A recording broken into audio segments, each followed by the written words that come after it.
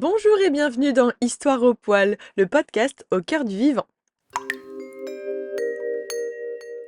Je suis Alizéa, animatrice nature, et je voudrais aujourd'hui te parler de l'ours. Si tu as écouté le conte de mercredi avec Malou, l'ours gourmand, tu en as déjà appris un petit peu. Mais aujourd'hui, l'objectif, c'est que tu en apprennes encore plus. Derrière chaque empreinte, chaque regard, il y a une vie à découvrir. Aujourd'hui, c'est le portrait de l'ours brun. L'ours brun, un des plus grands carnivores terrestres d'Europe.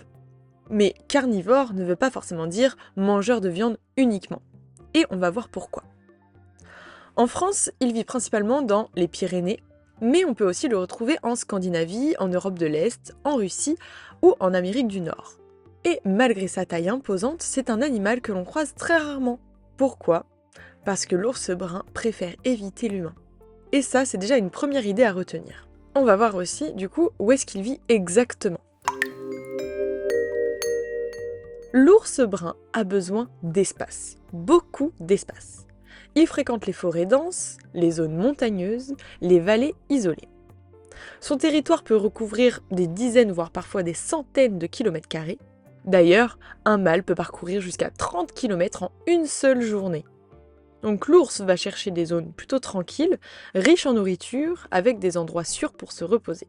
Et ensuite, quand vient l'hiver, il va devoir hiverner. Donc on va y revenir tout à l'heure sur l'hivernation, mais pour passer l'hiver, il va choisir une tanière.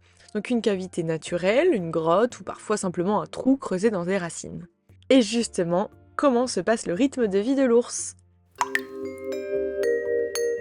L'ours brun est principalement solitaire. Il vit seul, sauf une femelle avec ses petits par exemple, pendant la période de reproduction, ou parfois autour d'une source abondante de nourriture, les ours peuvent cohabiter. On ne va pas dire qu'il est territorial au sens strict, mais il marque son passage.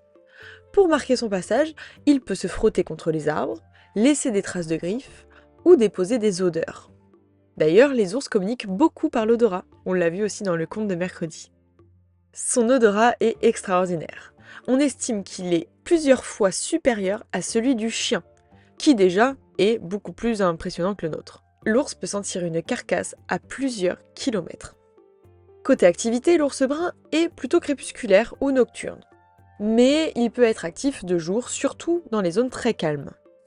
Et malgré sa taille, il est capable de courir à peu près à 50 km/h. Oui, c'est assez rapide pour un ours de sa taille. Et d'ailleurs, quand on y pense, un ours du coup peut courir plus vite qu'un cheval sur une courte distance. Mais pour avoir autant d'énergie pour courir si vite, qu'est-ce qu'il mange ? C'est vrai qu'on imagine souvent l'ours chasseur redoutable, carnivore strict. Mais en réalité, l'ours brun est omnivore. Cela signifie qu'il mange des baies, des racines, des herbes, des glands, mais aussi des insectes, des larves, du miel, parfois du poisson et occasionnellement des petits mammifères. Environ 70 à 80% de son alimentation est végétale. En automne, un ours peut manger jusqu'à 20 000 calories par jour. Tout simplement pour se préparer à l'hiver. Son corps accumule une épaisse couche de graisse, et cette graisse sera sa réserve d'énergie pendant la période de repos hivernal. Et justement, parlons-en. On dit souvent que l'ours hiberne, sauf que c'est une erreur de langage. L'ours n'hiberne pas à proprement parler comme la marmotte par exemple, il hiverne. En fait, il va être plutôt dans un état de torpeur, comme un sommeil profond, mais il va pouvoir se réveiller, contrairement à la marmotte, quelques fois dans l'hiver, pour aller manger, faire ses besoins, ou même pour les femelles, de mettre bas et faire naître leurs petits. Mais ça, on y reviendra dans la section d'après pour la reproduction. Donc pendant cette hivernation, le rythme cardiaque ralentit, sa température corporelle baisse légèrement, il ne mange et boit plus ou très peu, et pourtant, il ne perd presque pas de masse musculaire. Et du coup, on va parler de la reproduction. La période des amours a lieu au printemps, comme souvent chez les animaux, mais l'implantation de l'embryon est différée. On appelle ça la diapause embryonnaire. On en a parlé dans l'épisode de la Saint-Valentin avec le kangourou qui a le même fonctionnement. Cela signifie que la femelle peut choisir, entre guillemets, si les conditions sont favorables pour mener la gestation, pour que son bébé se développe.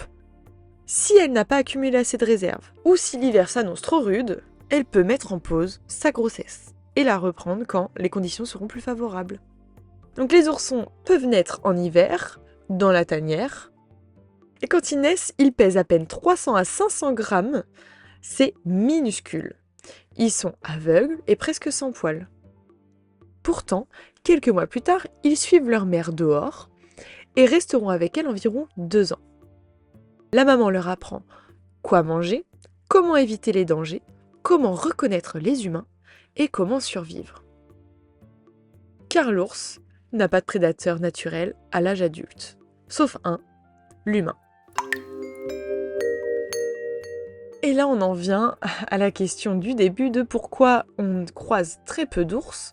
C'est parce que, d'une, ils sont discrets et évitent le contact humain, mais aussi parce qu'ils sont une espèce fragile. Déjà, en Europe de l'Ouest, l'ours brun est en déclin, mais en France, la population des Pyrénées est encore plus réduite. Les principales menaces qui pèsent sur l'ours sont la fragmentation de son habitat, les conflits avec l'élevage, le braconnage, les routes et la perte de tranquillité. Donc on voit bien que toutes ces menaces-là sont liées à la présence humaine. Même si à l'échelle mondiale l'ours brun est classé en préoccupation mineure, ça veut dire qu'il n'est pas en danger, certaines populations locales sont vulnérables. Et c'est là que l'image de l'ours devient importante. Plus on le comprend, moins on le diabolise. On a vu dans le conte de mercredi que l'ours ne fait pas que vivre dans la forêt, il la transforme. En mangeant des fruits, il disperse les graines. En retournant le sol pour chercher des insectes, il l'aère. Et en laissant des carcasses, il nourrit d'autres espèces. C'est ce qu'on appelle une espèce clé. Sa présence influence tout l'écosystème. C'est un géant discret, mais essentiel. Et maintenant, on va passer au quiz. Pour la première question, quel est le sens le plus développé chez l'ours ? Sa vue, son odorat, son ouïe.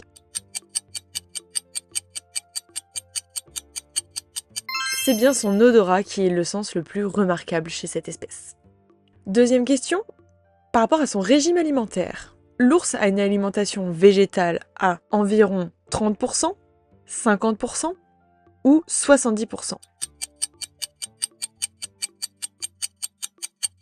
À environ 70 à 80% de son alimentation est végétale, malgré ce qu'on peut croire. Et la dernière question, attention, je vous attends au tournant parce que j'en parle depuis une semaine sur mes réseaux sociaux. L'ours hiberne, vrai ou faux ?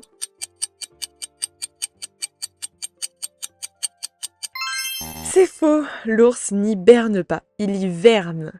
Voilà, la différence c'est que l'hivernation est moins importante que l'hibernation. Pour conclure ce portrait de l'ours, effectivement, l'ours brun est un animal qui fait peur parce qu'il est grand, parce qu'il est puissant, parce qu'il nous rappelle que on n'est pas les seuls au sommet. Mais derrière la force, il y a un animal prudent, un parent attentif, un stratège énergétique et un jardinier involontaire. Et peut-être que le véritable danger, ce n'est pas l'ours, mais plutôt notre peur de ce que nous ne comprenons pas. Voilà, le portrait de l'ours est terminé, j'espère que tu en as appris un peu plus sur lui. Je te remercie d'être resté avec moi et je te donne rendez-vous mercredi prochain pour l'histoire de Noé, le pic qui était un peu trop bruyant. Je sors un conte sur un animal tous les mercredis et son portrait le samedi, donc abonne-toi pour ne rien louper. Sur ce, je te dis à bientôt. Mouah.